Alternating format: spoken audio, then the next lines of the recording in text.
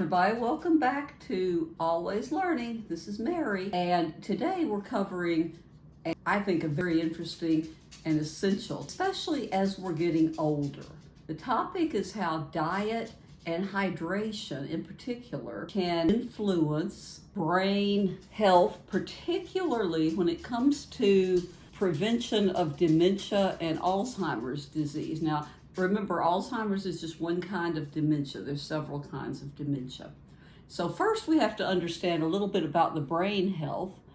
And it's important to understand that our brain health is closely linked to, guess what? Nutrition. Let's look at some foods that can help boost brain health. Foods that support brain health, we're going to start with leafy greens and spinach and kale. These are absolutely packed with antioxidants and vitamins that are essential for brain function. Another big one is berries.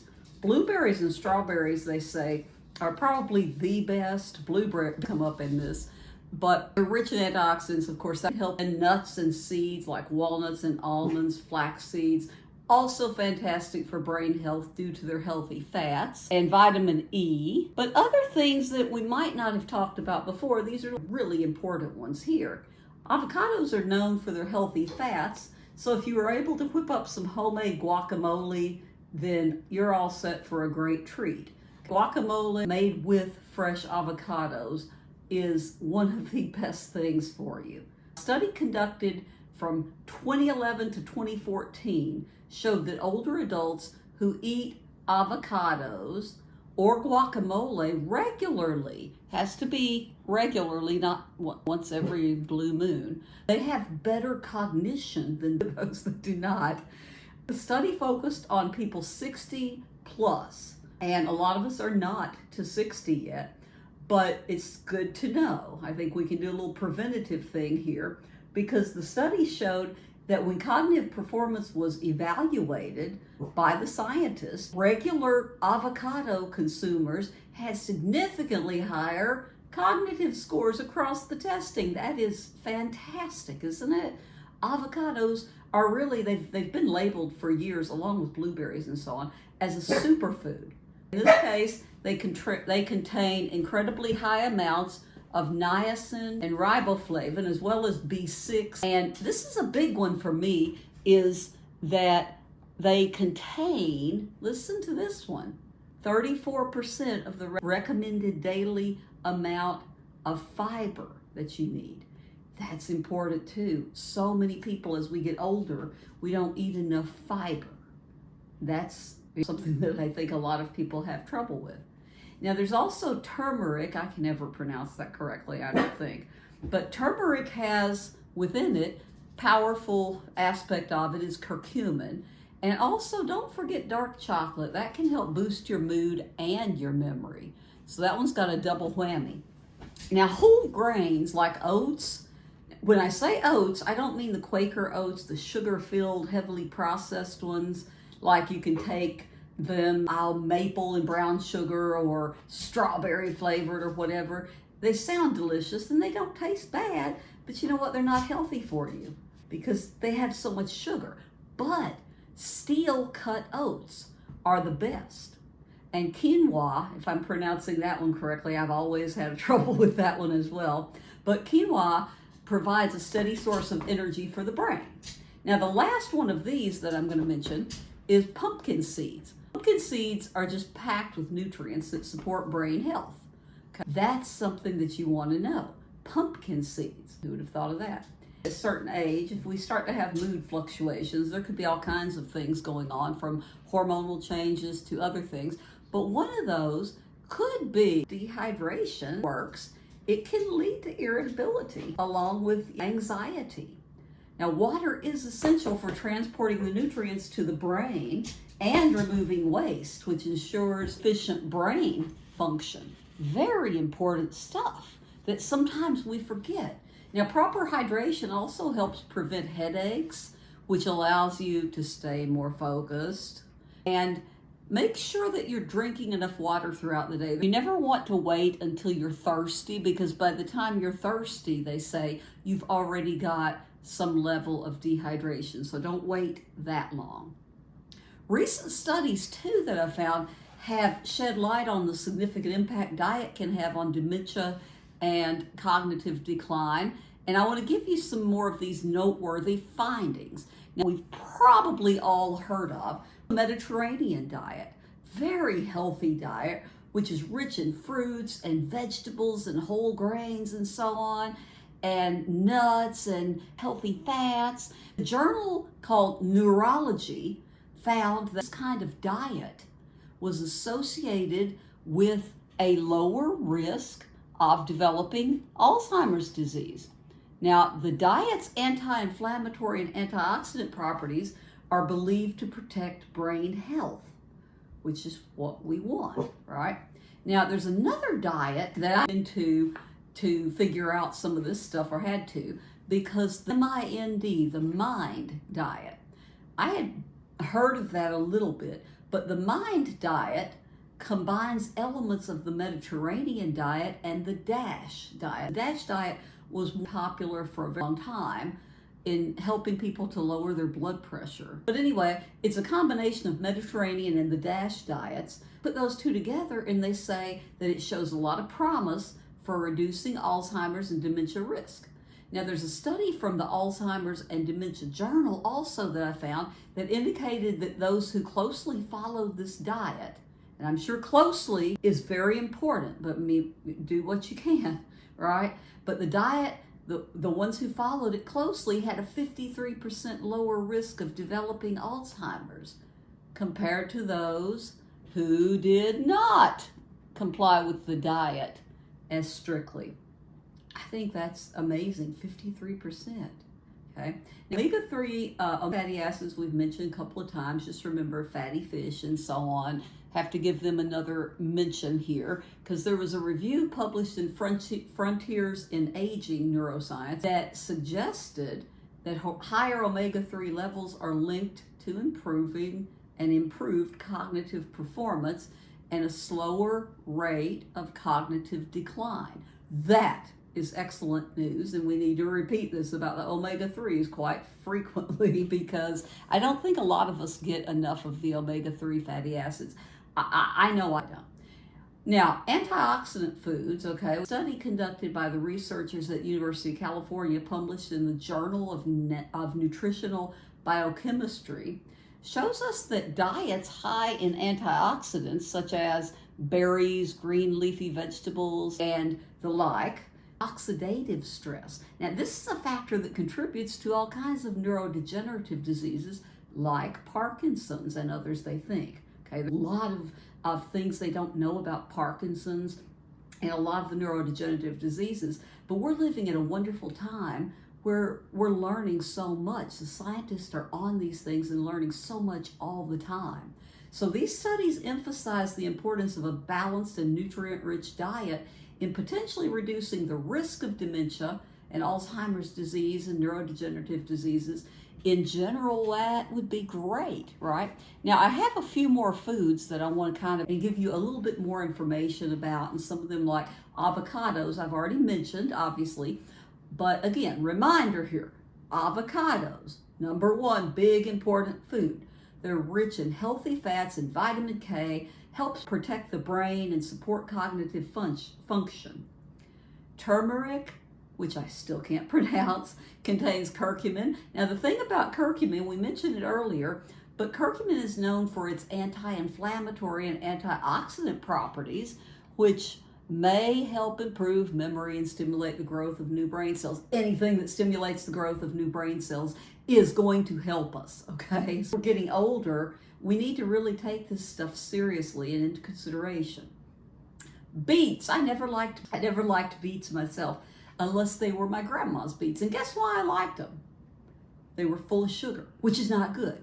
Okay, beets are high in nitrates, which actually can, so we don't want too many nitrates, but nitrates in the beets can increase the blood flow to the brain, which, guess what?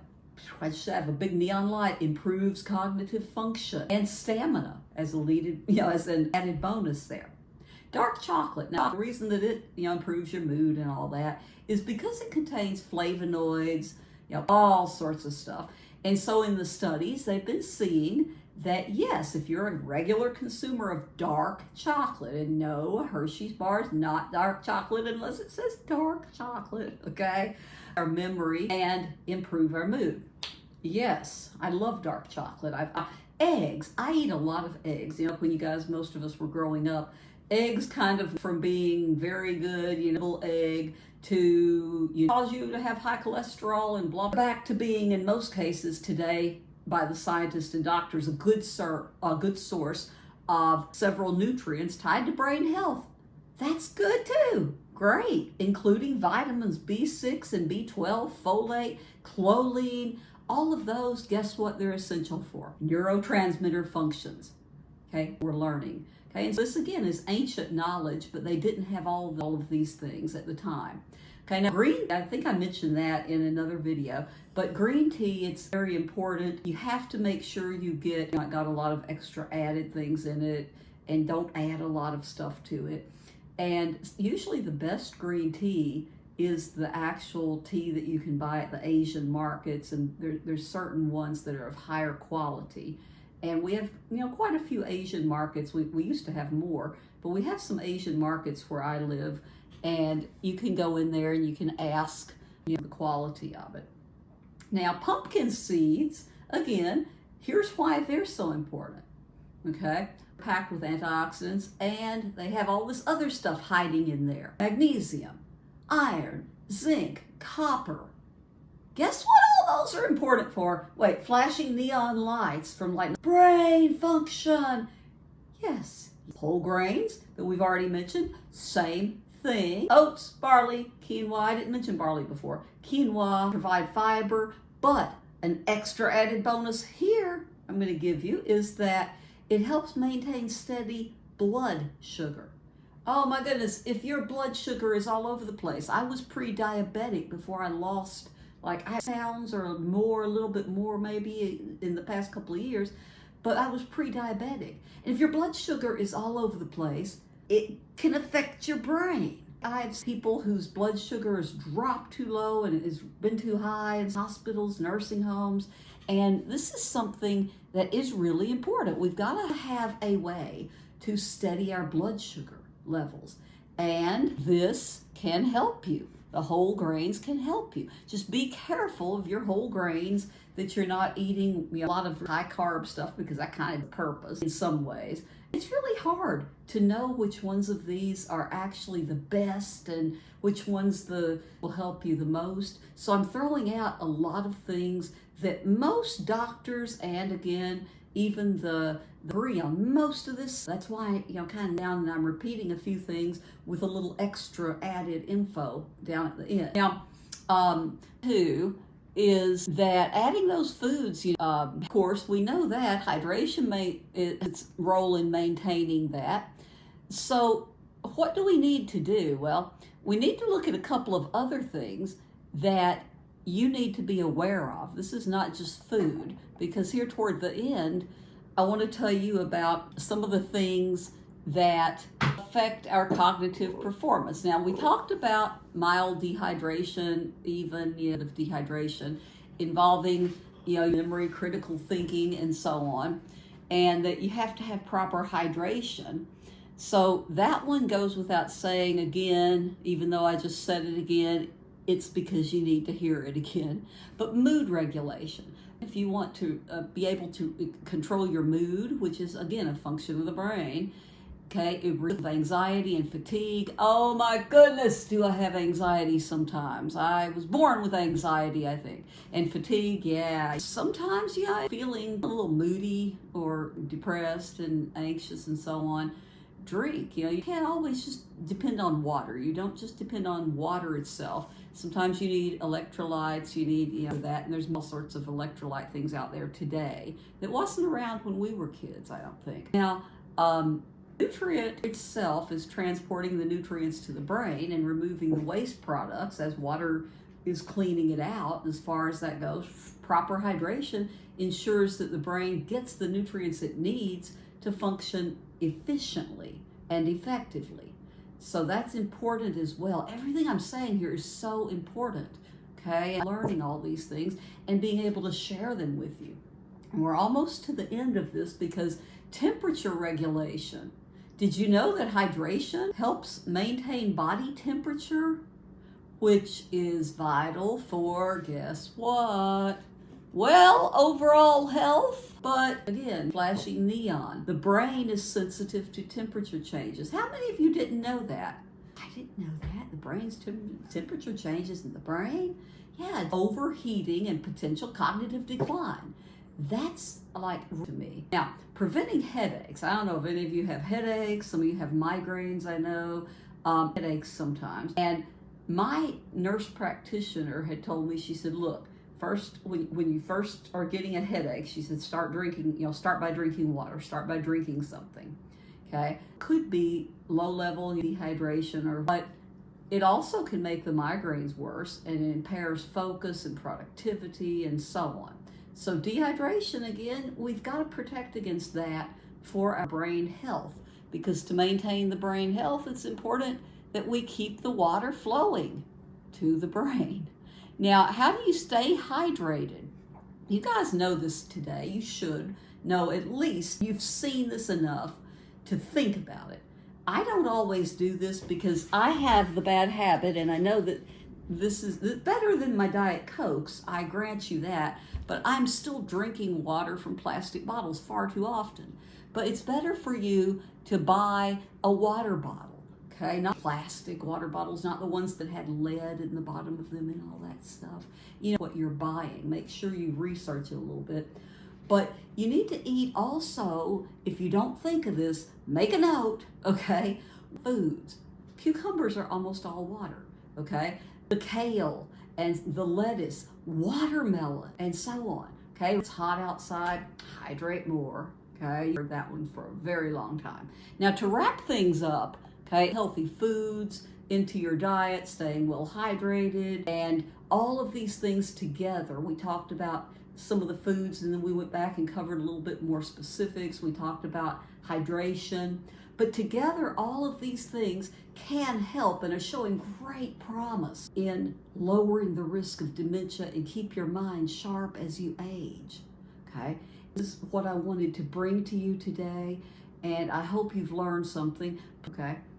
Guys, love you, and I'll see you in the next video.